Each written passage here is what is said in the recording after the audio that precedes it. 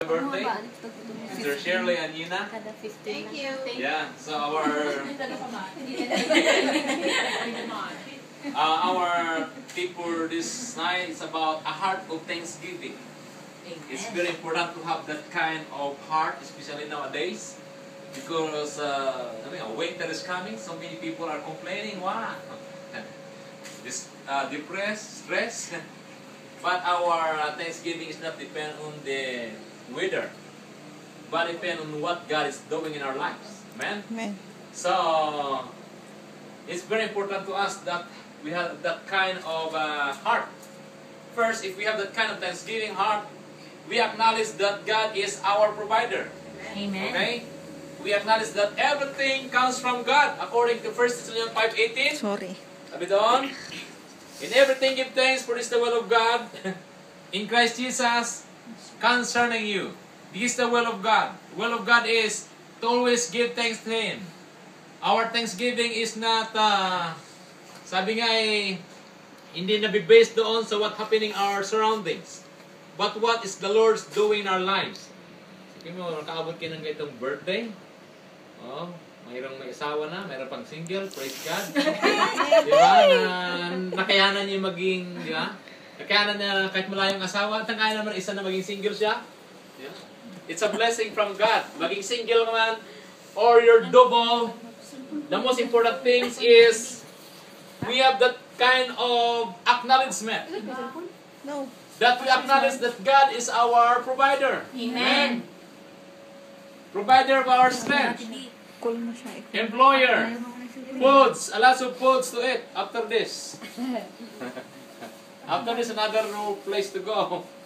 A lot of foods also. So, it's very important to have to us that we have that kind of heart. A heart of thanksgiving. And second is, thankfulness, thanksgiving prevent us complaining.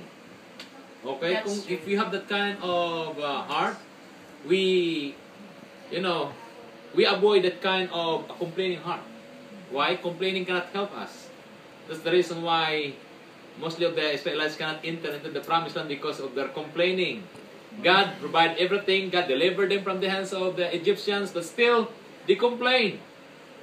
Okay? But if we have a kind of a thanksgiving, whatever things will happen, we always give thanks to God, because we know that God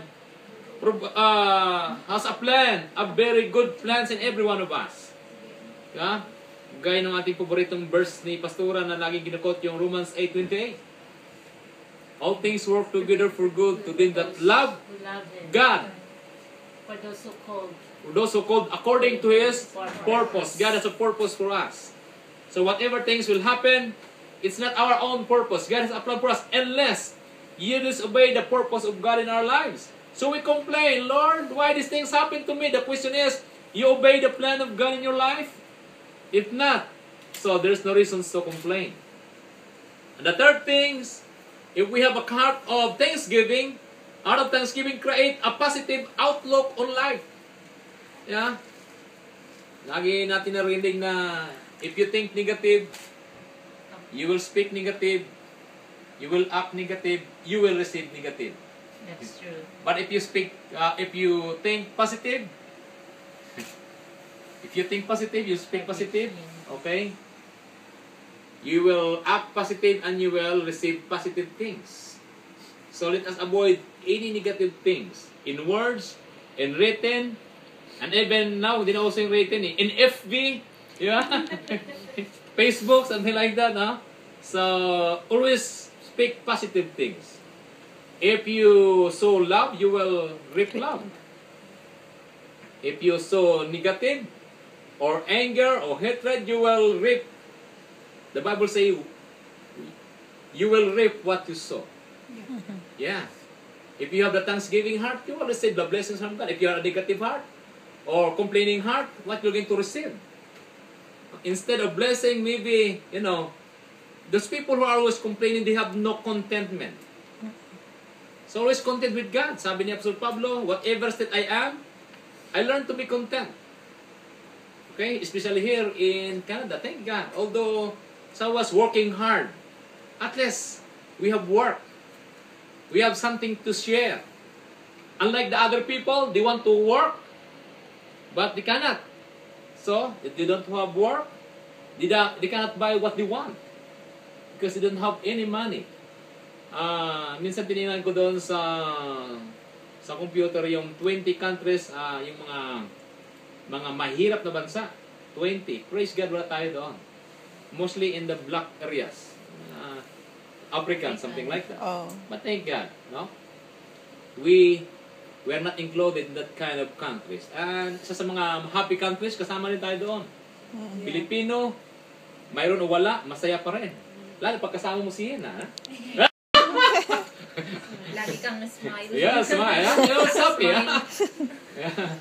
So, that's a blessing.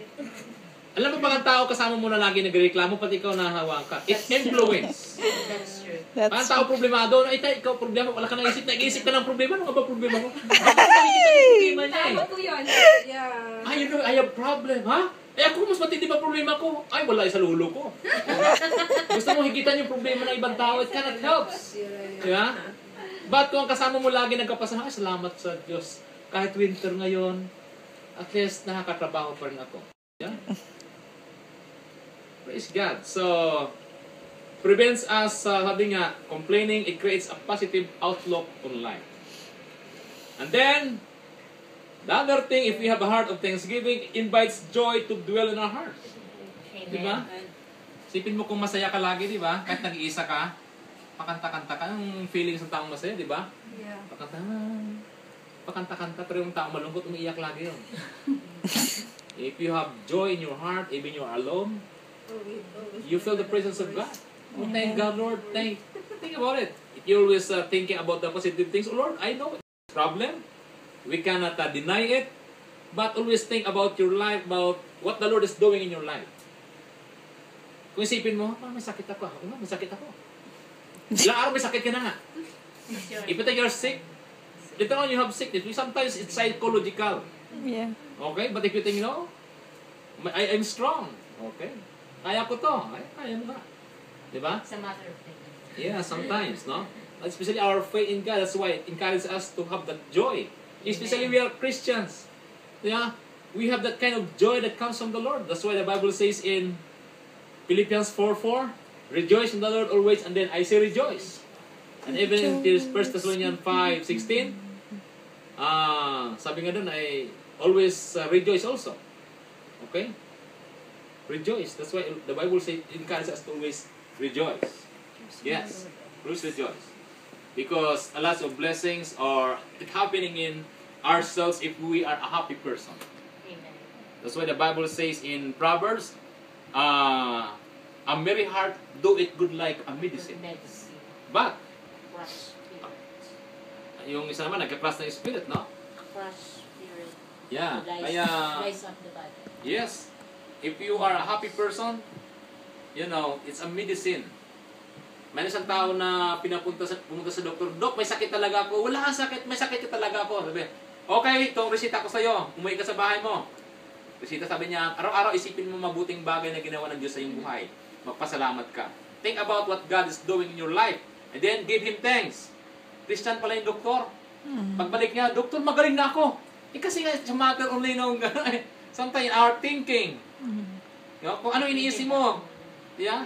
What you think, you are. Something like that. No? Garbage and garbage. Yeah, so let's avoid anything that can destroy the joy that God has given to us.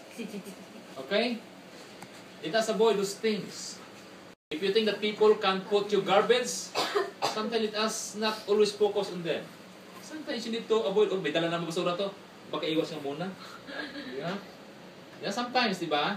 Ganun lagi na bawat kita nyo, alam mo, problema ko, pautang na dyan. Di ba iwasan mo yung tao gano'n? Yeah? Okay.